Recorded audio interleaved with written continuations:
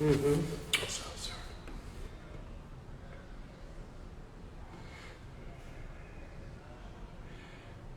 It's Roger Maloney. How you guys doing for the spotlight? Hope all is well. Today I'm going to have a very special guest. His Mikey J. Just waiting for him to log on to see if he can plug in. He is. Come on, let's go. Let's go. I got the red on. Okay, I got the. I missed the event yesterday, but I'm ready. I'm ready today, man. How you, man? I'm good. I'm good. Cannot complain, my brother. How you doing? First of all, everybody, let me introduce you correctly. We have two-time Grammy Award nominee winning. Did I say that correctly? I want to make sure I get the correct Yeah. accuracy. That's right. Um, Musician, producer, hip hop artist, Terror Squad member. Let me keep going on. Actor. Let me think what else I can call him. And now filmmaker, bro. Yeah. Uh, and I just want to say I'm very proud of you. Tell a little bit about your story, starting from how you got into the music game, and then we'll talk about the film and all that other good stuff. Oh man. It's I don't know how I got into the music game. It's just something that just happened. I would say it was God. I've always had one foot in and one foot out the industry, and I just always loved music, not just per se hip hop, but just music overall.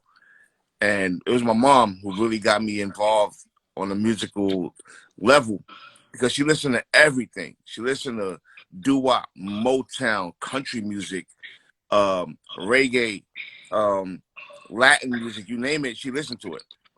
So my ear musically just came from just everything my mom listened to, and that's how my ear got trained. Mm. And as to all genres of music, and I got into the industry. Um, I would say Early '90s, Mikey. nah, later than that, really. Like in the mainstream, later than that, like 2005. But I've been in the hip hop field since like 89, 90, 88. You know, because we was just little kids running around rapping and Right, breakdancing. You right. know, breaking out the cardboard. I didn't have Pumas or Adidas. I had Asics. Ooh, what Yeah, I had color? What color?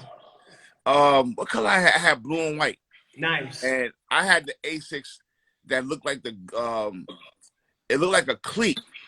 Ooh. It looked like a cleat, and then they had the tongue over. It was yeah. They need to bring those back out. You need to bring those back out. Those are classic, bro. Um, Yeah. so so so so um, when did you start really getting serious about it? Because this was like you said it was late. You said you came in like late in the game. When did you really start getting serious? Because I'm gonna put a single out. I'm gonna start recording. I'm gonna really take this thing seriously. Or did you go the Um. battle rap way? Because everybody does the battle rap way, and then they start getting serious with the music. Yeah. When we were battle rapping, it wasn't like the way they doing it now. No It's way. like No we way. we didn't want to take each other heads off. Right. Everybody want to go you home. know. Myself, rest in peace to a very good brother of mine, Niger, Keith Nutt, um, and a few others that's from Forest Projects. You know, Keith and Niger actually was way deeper into it than I was. Wow. I got influenced by them. Wow. I got influenced by them, and then you got Fat Joe, who's a big inspiration, big influence. Diamond D, Lord Finesse, Showbiz, Coco from Diamond D. SWV. Mm. Yeah, Coco from SWV. She's from my projects too. Um, so we had a lot of influence. But Mm. as the younger, as the youngins, it was really Keith and Niger that I looked at like, yo, like we're gonna do it. But I was more so playing around with it.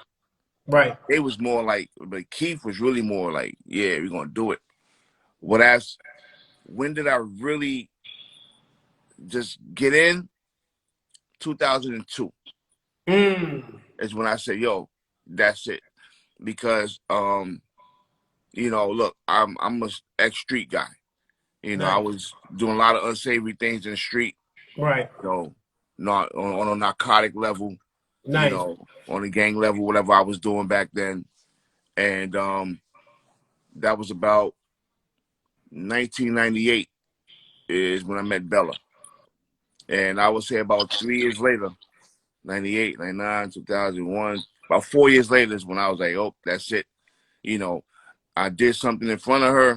It wasn't, and right then and there, I'm like, man, listen. And then you get tired of doing bids and bids and bids, and It gets you know, exhausting. it gets very exhausting. It got to a point to where she got tired of telling our son that your dad's on vacation.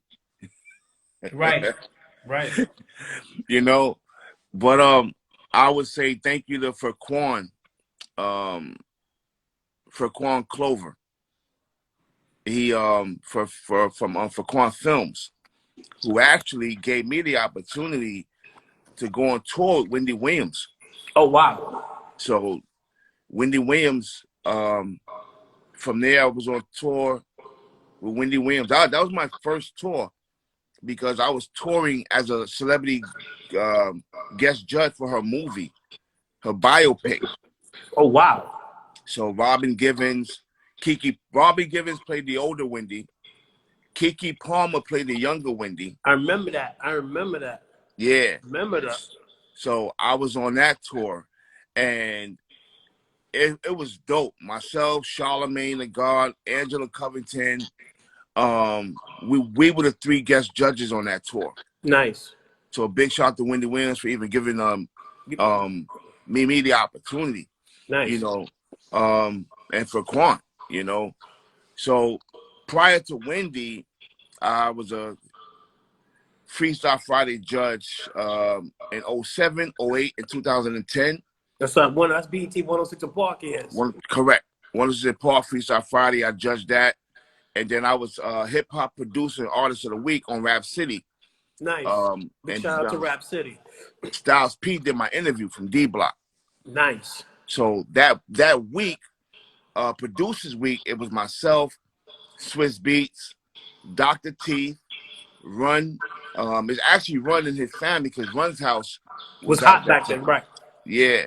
Right. And I forgot it was like 2 others. I just can't remember who it was, but it was a great situation on the come up. And from there, I just started producing and banging out everybody. Nicole Ray, Bone Crusher, Q from Day 26. Ooh, Nicole Ray.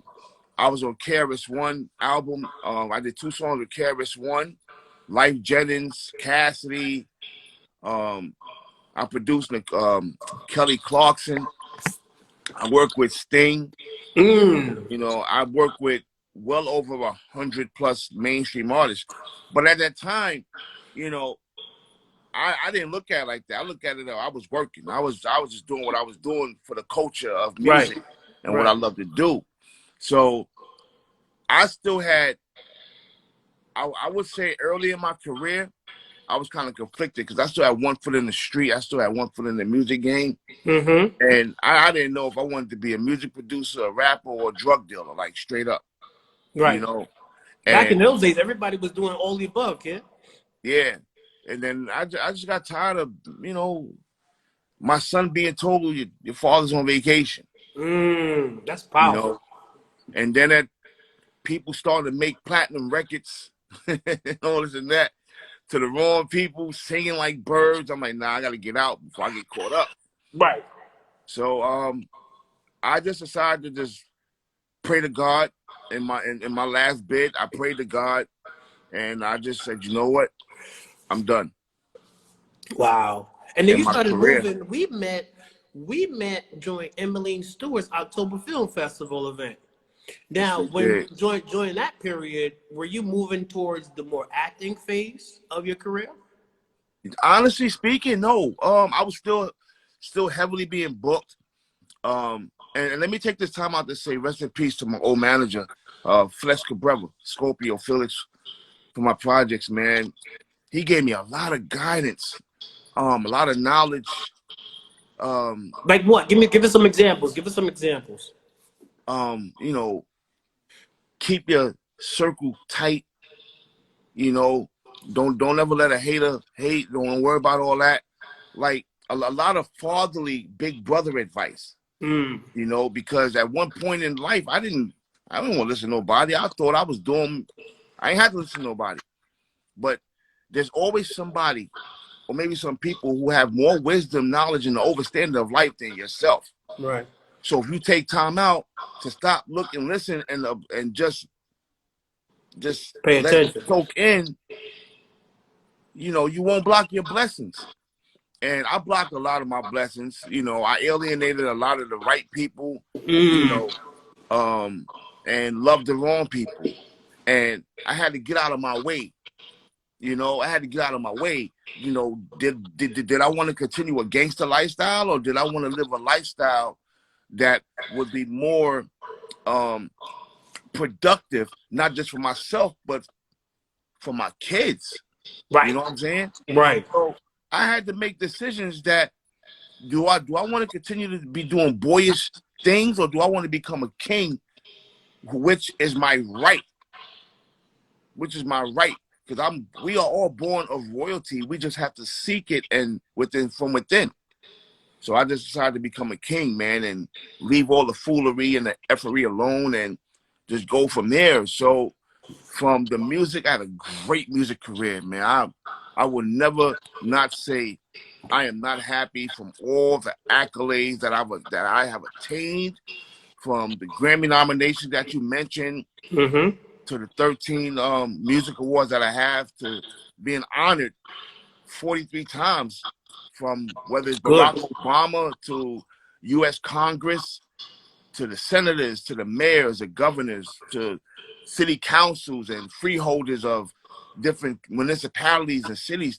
Yo, when I look upon that and I look at my mantle and I see all them accolades, I'm like, damn, That's good stuff, babe. it's That's nothing to sleep on. it's like really surreal. And I'm like, wow. My brother Cam Stone, and shout out to the big homie Cam Stone. He said to me, and I'll never forget it, because these are his words, and I use them to this day. It's not what you did 10 or 15 years ago. It's what you did 10 or 15 years later.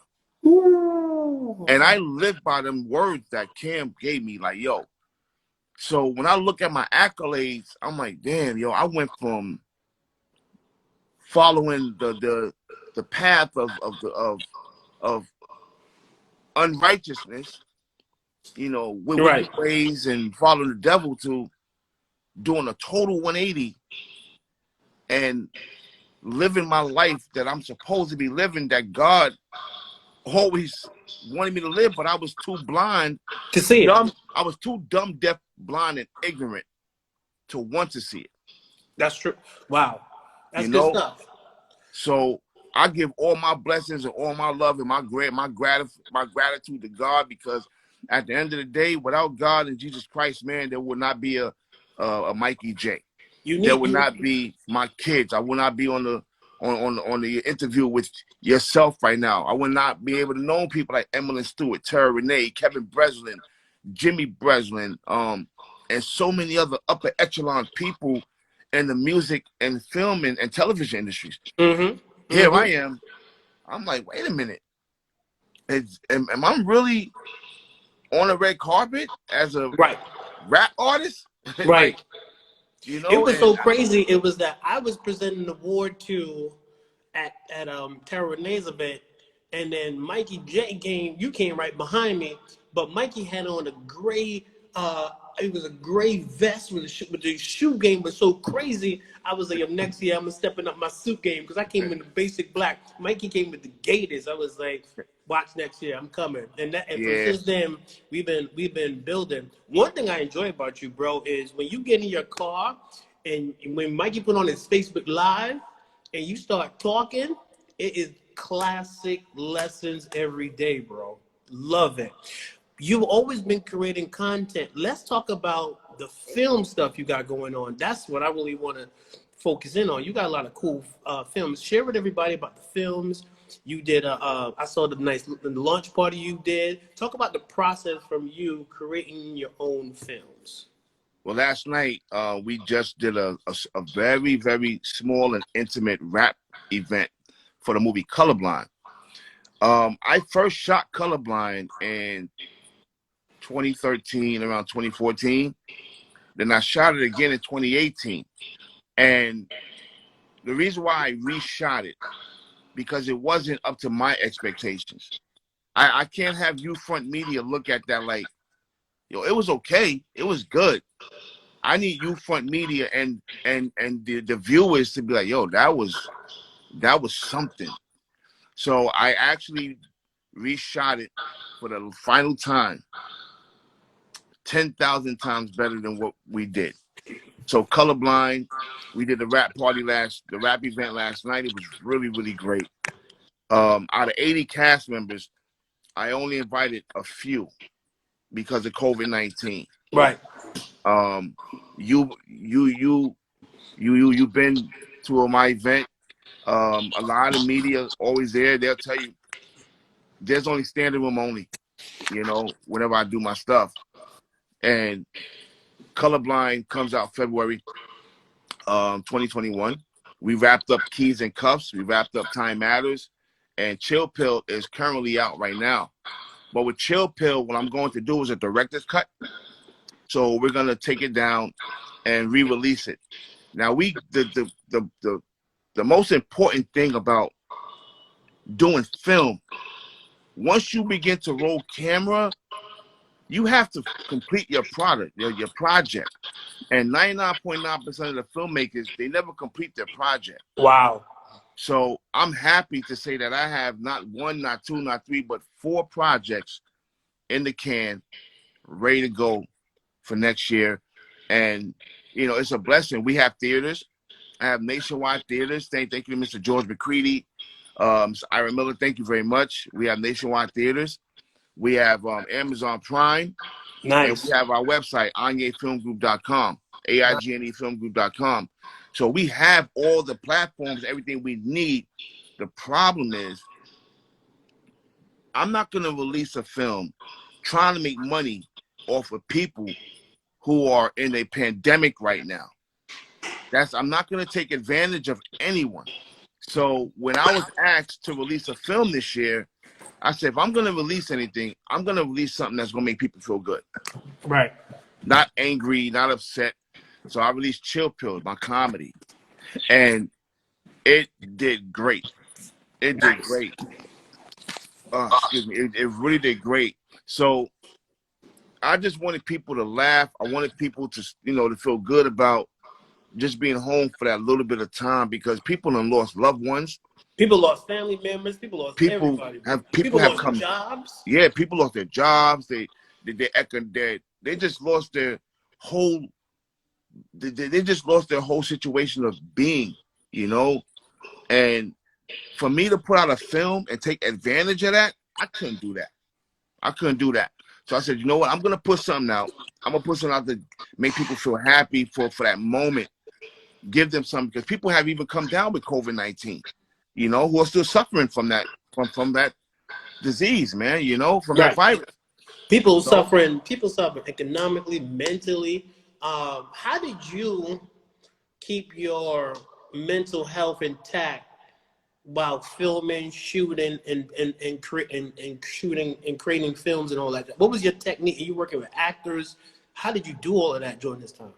I came up. So I've been following it. The guidelines of what CDC been putting out. Couldn't follow the president because he's an idiot. He's all over the place, man. I follow the science, and I've just been paying attention to the virus outbreaks and hot zones. So the 5 boroughs, as bad as I want to shoot in the 5 boroughs, couldn't do it the way I wanted to. I couldn't move how I wanted to move.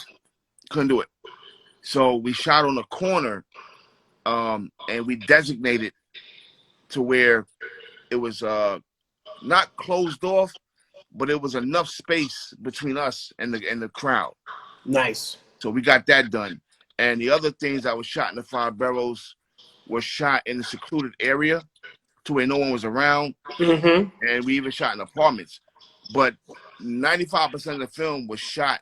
95% of the film was shot in upstate New York. Nice. Upstate New York. Nice. No hot zones or nothing. And then I put out my guidelines along with the CDC guidelines, and which was mask required COVID-19 test. Every time you film, you got to bring us a COVID-19 test. Every time you travel outside of New York, you got to bring us a COVID-19 test. And thank God we had every actor that agreed to that and stuck to that.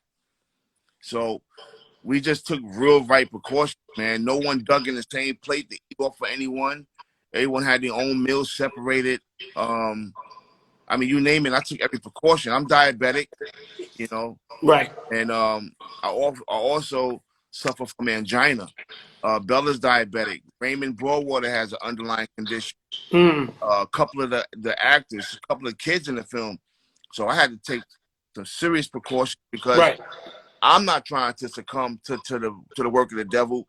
And I'm not going to have any of my cast or my crew succumb to that. So we took real strict precautions, and thank God. I give all blessings to my Lord and Savior Jesus Christ and God that we were able to film safely, productively, and intelligently. That's what's up, man. Take people through your process, because there may be people who want to shoot films. They watching it, they're seeing it, they sitting home, they have a camera, and they're really trying to figure out, how do I shoot a film? And because you did two things, you shot your own film, you got your own film company moving, and you found some key actors. How did you do that? Break it down for new filmmakers. So my process is kind of really unorthodox. We do have casting calls, but I don't think I will no longer be having casting calls, and I'll go into that a little later. But my process is unorthodox. Outside of the casting calls, if I'm in McDonald's, right, and I see a guy or a girl, and I be like, yo, you got a good look. You ever thought about getting in front of a camera, doing film, television? Like, if I'm by myself, if I'm with one of my crew members or my staff, I will let them know I like that person's look. See if they're interested in being in the film. Nice. And that's just my thing. I could be online at Starbucks and may see somebody online in front of me or behind me. You know, I'm always looking behind me like. Right. Yo, come here, man. Let me talk to you real quick. Love it. Yeah. So I could be in a restaurant. I could be I could just be anywhere, and I may see somebody that has a certain look about them. Mm-hmm. And I'm not looking for a look of beauty or a look of a handsome guy. Nah, that's not what I look for. It's just I may have a particular role character in my head, and I may see that person like, damn, they fit that character. So beauty and looks don't make it for me. That don't do it for me in my films. What do it for me is dedication, commitment, punctuality, professionalism, respect, and the love of the culture. And I've been blessed to have first-time actors who you would think were acting for like 20 years. So I would say to the up-and-coming, aspiring filmmakers out there, don't be afraid to come out the box. Right. Don't be afraid to think outside the box. You don't always have to have a full-fledged casting call. You may go through Instagram, and you may see somebody through Instagram you may want to get in contact with. Because now is the perfect time. Everybody home. Everybody yeah. Outside. Yeah, through Facebook or maybe TikTok, you know. Right. There's other ways to have a casting call without having a traditional casting call. You know, you can put it out there looking for this Black American female or African American female, because Black American and African American are two different things. Exactly. Ages 25 to 45. So you can put up a character description.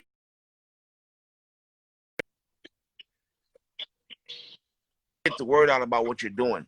My process is once I cast them, we get them ready.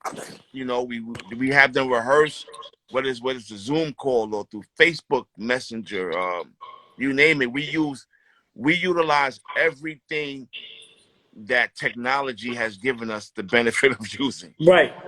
Because You you know, imagine shooting this type of film in the 90s with this same pandemic, it would have been madness, bro. yeah, It yeah, would have been madness. yeah. Another question I wanted to ask you: what's your thoughts about? There's so many things affecting black men. We got pandemics. We got COVID-19. We got police officers. We got new election. Yo, what's your thoughts on all these hot topics, man? And how do you navigate? How are you navigating mentally through all of it? You know, I tell you like this, man. It's not just sad; it's really depressing. Right. You know, it really gets to you, especially if you have kids. Um, I've dodged so many bullets. I done been shot, not just once, not just twice. You know, was it meant for me? No, it wasn't meant for me. None. Them 4 bullets that hit me were not meant for me. And to live through that, and then to live through a leukemia situation as a baby, and to live through going through 2 car windshields and everything that I lived through, I'm like, there's no way police are out here killing black men. I'm not gonna allow myself to fall victim to that when God didn't have me fall victim to everything else that I've been through. And to see other brothers and sisters going through that, it hurts and it's depressing because 99.9% of the assassinations that are happening to black and brown American men and women out here, it's not warranted. Right. And it's warrantless. We're not asking to be shot. We're Right. not asking to be brutalized. Right. They're saying we're hanging ourselves from trees. Really? So who got the rope up there without a? And then there's Right. no. Right. Where's the ladder that was kicked over after he hung himself? Correct. You know, I'm at a point in life where I'm sick and tired of.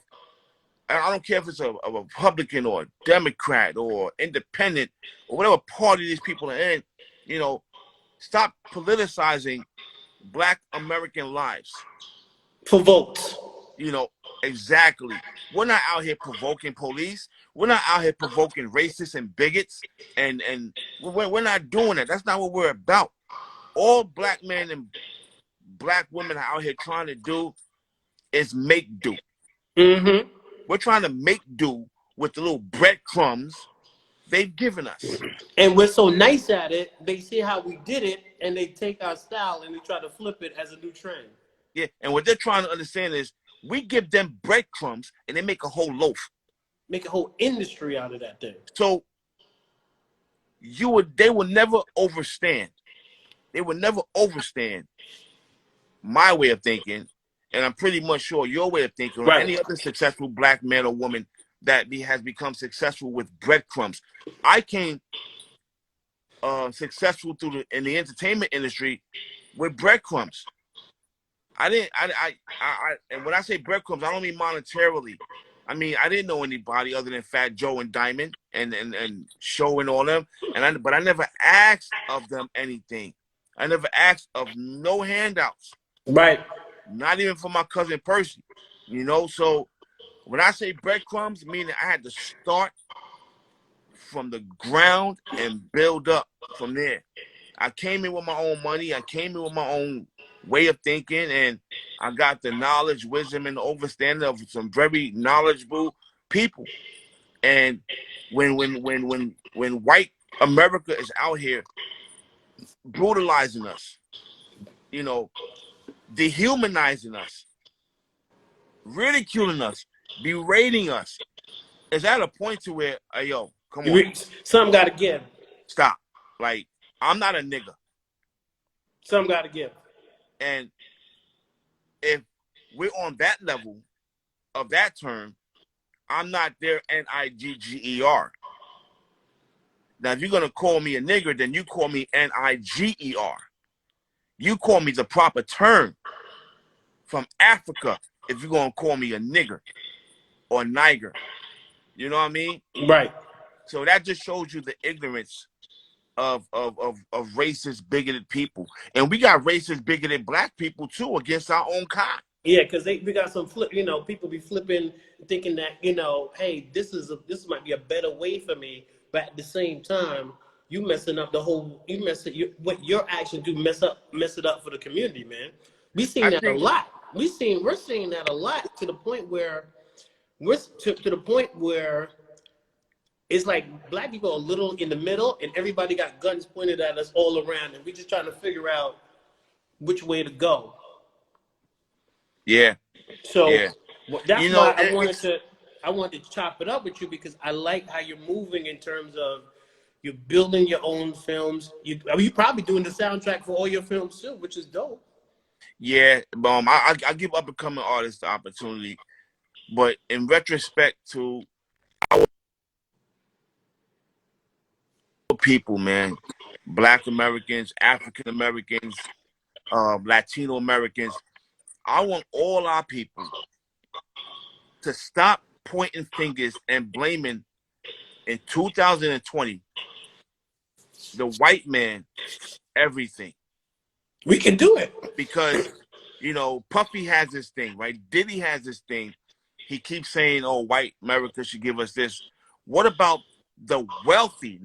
What about the rich and wealthy Black Americans out there who look at There's a their lot people of it too. and don't give their people a goddamn thing? That's why Why are we I love still Tyler Perry's model. I love Tyler Perry's model. here we are. Everybody laughed at Medea. Mikey, everybody was laughing at Medea, but when Yeah. he unveiled that studio, everybody stopped talking. And here we are. We still begging and asking the white man for this, white man for that. What about some of these wealthy and rich Black American men and women that have made their billions and millions all for us? True. Michael It's Jordan, facts. Oprah Winfrey, Tyler Perry gives back, so he's out of this equation. He's out of the equation altogether. He's out of that. Spike Lee, he gives back. All the He's time. out of that. There's And so many other. he reduplicated himself by putting other people on in the business too. Exactly. There's so many Black billionaires that I can speak of right now, and Black super millionaires who I can speak of right now, who could care less about other Black people and brown people, and that's sad. That's sad. And we really got to stop this narrative of, oh, what is the white man gonna do for us? What is the white man gonna do for us? Not a goddamn thing. Do it for yourself. That's right. Do it for yourself. Go after them Black people who are in the same position as them same white folks that you're asking what you're gonna do for us. We got to stop that, man. We really got to stop that and start holding our own people accountable. You got to. Accountable for our own communities, man. That's I would facts. never. I don't have a problem with any white American man who is righteous, God-fearing, not a racist, not a bigot. You love me, I love you. But when it comes to our own people, it's like we just don't care about one another, man. We don't care. And that's some BS. You know how many rappers want to rap? And I'm not going to name no other mainstream rappers. I'm not going to do that. You know how many other rappers want to rap who are in the same circles as some of our own mainstream artists, and they know they're in the circle, and they just be like, yeah, your time is coming. Your time is coming. Well, when? Right. Actors, I will give an aspiring actor a shot, not just as an extra, but an extra with lines, background with lines. Well, that's what, if you look at Martin Scorsese worked with the same people all the time. And, oh, here's the new young hotness, and they go, okay. Then Martin put them in, and when the new young hotness come out, the new young hotness is, well, here's somebody who that came up on to me. Yeah, and you know what's funny? We just talked about Martin Scorsese because he's one of my favorite directors. Steven Spielberg, Spike Lee, Gordon Parks is Classic legend. Favorites. Like his eye, is just great. Melvin Van Peebles, and so many other Black directors that I love. but I also have a lot of love and respect for white directors as well. Martin Scorsese, Steven Spielberg, and so many others. And I it's like my Christopher job. Nolan. Christopher Nolan eye is crazy. Christopher Nolan Oh, stuff is amazing. yo, listen, when he did Superman, bro, I said, yo, wait a minute, yo, wait a minute. It was, He it was, took it it was, to a I like whole that Man nother of Steel. level. That Man of Steel was hard, man. That Man of Steel was He took it classic. to a whole nother Whole level. another level. And that's one thing about me. I'm gonna be honest, man. The reason why I like to give to others and support those who are not being supported, because I know for a fact, even with all the accolades and my status in the music game, people see me. The media see me. They can interview me. They can reach out. I'm on 148 magazine covers. Say that again. So Mikey, say it again. 148 magazine covers, right? And I'm about to do another one next month. Piff Magazine. Shout out to Piff Magazine. Nice. And out of all the magazines, a lot of them were startup magazines, and a lot of them weren't. A lot of them were already established. I support anybody doing something positive, productive, and righteous. And I support whether they're the small man, the middle man, or the big man, because at the end of the day, no matter what man you see on what level, you're always going to see them on your way up and on your way down, or right in Right. the middle. So I respect any and everybody doing their thing, and I love and respect everybody that's still has an interest in what I'm doing, where I'm at in life, whether it's my music, whether it's my films, and it's just an honor to when you asked to interview me, I was like, yo, I'm honored. But there's a lot of other media. They see what I'm doing, you They know. know. They know whether it's television, talk shows, radio, film, blogs, podcasts, whatever. I'm not gonna ask. I have a PR team, and Oh, big shout out to your PR. She was wonderful, by the way. She kept me on task. She just texted you, Roger. I just want to make sure we're good. She hit me at 8 o'clock this morning. I'm like, yes, we're good. Boom, love it. y'all was knocked out, bro. I was gone, man. But I don't hold no ill feelings towards anybody that never wants to interview me. I don't hold any ill will. I don't, because I know that my work speaks for itself. And if the time comes around, present itself, they want to interview me, then great. If they don't, I don't hold any ill will. I don't. You Right. know, out of 100 people, 75 people may like me, 25 may not. For some reason, maybe, oh, they heard this, they heard that. At the end of the day, I don't hold judgment on anyone. If I didn't see it for myself, if I didn't hear it for myself, I didn't witness it, I didn't observe it, it's meritless to me. It has no merit. I could care less about people that talk about other people in a negative way. For every 10 negative things you say about somebody, give me 20 positive things. Right. Give me 20 positive things. And that's just me. And I'm gonna always give back. I'm gonna always be one of them brothers who always give back. I'm a benefactor for 3 schools in the Bronx. Right. You You did know, a lot of food drives too, bro. I see what you did. the food drives, my toy drives, clothing drives. Um, I mean, you name it. I Mikey, just I do what want I to got to ask do. you before we get out of here, plug the film, plug where everybody can watch it, and give everybody your contact information because I want to make sure everybody supports the film. Well, for all the films and more on myself and my team and my company, they can go to aignefilmgroup.com. That's aignefilmgroup.com. It's pronounced Anye. Anye. That's my son's middle name. And that's my film group as well as my music company. Um, Anything else, you can go to Instagram, Colorblind, Keys and Cuffs, Time Matters, and Chill Pill on Instagram. Chill Pill the movie, Time Matters the movie, Colorblind, and Keys and Cuffs. That's on Instagram. And AigneFilmGroup.com, AIGNEFilmGroup.com. All the trailers. If you want to see any trailers, go to YouTube. Mikey J TV on YouTube. Nice, Mikey. I'm gonna put all the trailers. I'm gonna create. What I'm gonna do is I'm gonna create a UFront Media page and put all your trailers on there so everybody can check it out as well to support and Yo, give that extra push. Shout out the actors, man, because you had an event last night and them actors had a good time. You went live with them and they was dropping it like it's hot. I saw the event. I said, Mikey, shout out. You gotta shout out these actors, man, because these ladies are wonderful, man. yo, big shout out to 950 Kev, man. Big Quentin shout out to Kev. I see Tarantino. you, Kev. Kev like Yeah, Quentin Tarantino. Quentin I Tarantino did is his your radio favorite director. show. I did his radio show years ago. And it was dope. It was at DTF, not DTF. I'm sorry. Um, in the Bronx. Oh man. Right. Kev is now on Rough Rider Radios. Big shout out to the 950 Lounge team. I see you, Kev. Thank you for A big tuning in, shout out bro. to the Dean family, my brother Y D. Shout out to all of them. That's what's up. Yeah, big shout out to my actors, man. There's so many. Shawnee Williams, Doreen Harrison, Lewis Gordon, Balik Porti, Chandler Mack, Cassie Teresi, Teresa Teresi, Xenia Grant, Aurelia Diaz, Raymond Broadwater, Anthony Capizzo. Um, You got a good cast, bro. You got a good I, cast. I'm trying to go off the head.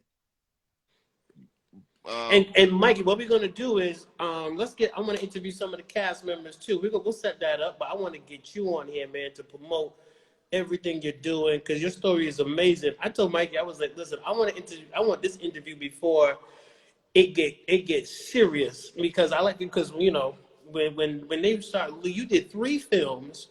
And then once the press starts moving, when you start getting into that, Hollywood reporter status, you out of here, kid. Oh man, oh man, I'm glad you.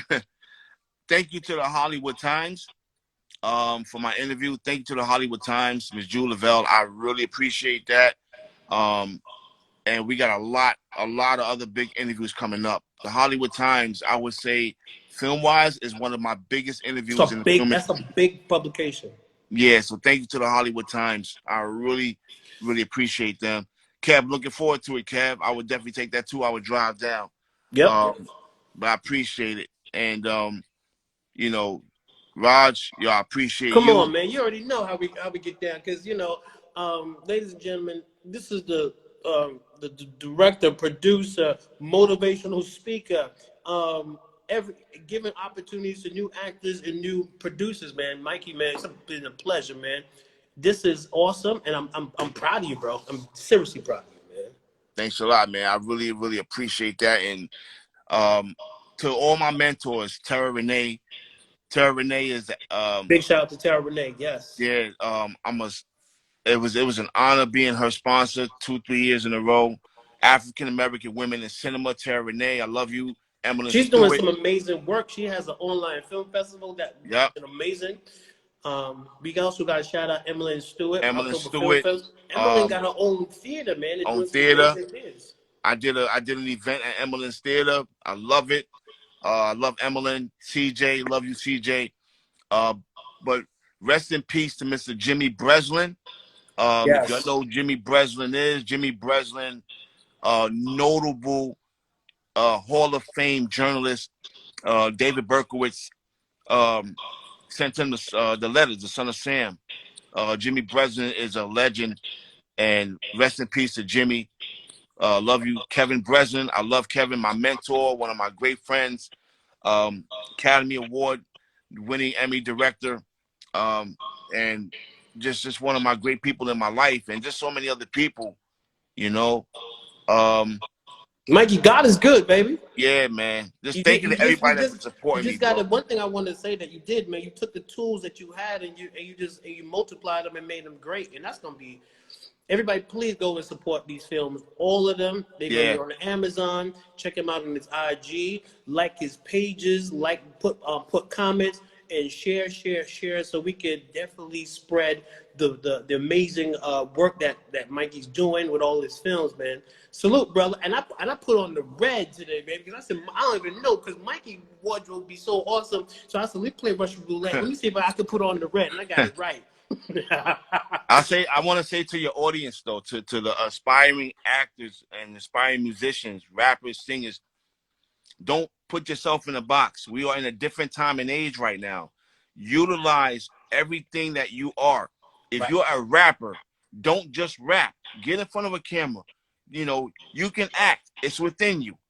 As long as you got a good director, a good producer, and they're guiding you, you know, you can push your music through film as well. Get To on all you Instagram, get act, on TikTok, yeah, get on that stuff. all to all you actors, you know, don't ever give up. Always be yourself.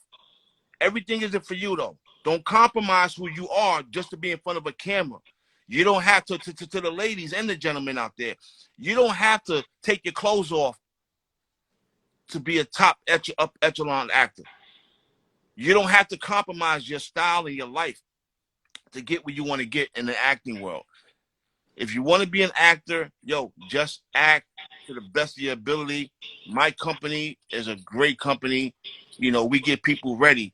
Do not compromise yourself. To the ladies, please don't compromise yourself. You don't have to take off your top. You don't have to be butt naked to be in my movies. I promote love. I promote intimacy. I promote romance when I'm doing those kind of films. I don't promote sex. You don't have to, That's good you know, stuff. compromise yourself, ladies. Don't put yourself out there like that. To the fellas, you don't have to compromise yourself out there like that. You don't have you men and ladies. You don't have to lay down with anybody to get where you want to be at in the film industry. So don't do not compromise yourself. Anye Film Group is a company that you can definitely come to, and we will get you ready, and we will put you in front of the camera, and we will put you in the best light that we can put you in. But I will not promise you the world. I will promise you hard work, the best production that we can give you, and the best script that we can give you without compromising you. But I will not Yep. promise you the world. I will promise you to put you out there. That's good stuff. And with that being said, AIGNE filmcasting at gmail.com. AIGNE filmcasting.com. Attention, Teresa Teresi, casting director. Mikey, it's been a pleasure, brother. This is why I want to have you on, man. I told everybody this is going to be knowledgeable. You're going to get inspired. You're going to get information. And Mikey's going to tell you to get going. Let's get it. Yeah, man. Peace, brother. Big shout out to you and the family, man. Thanks a lot. And yo, all right, we'll talk soon. You be safe, bro.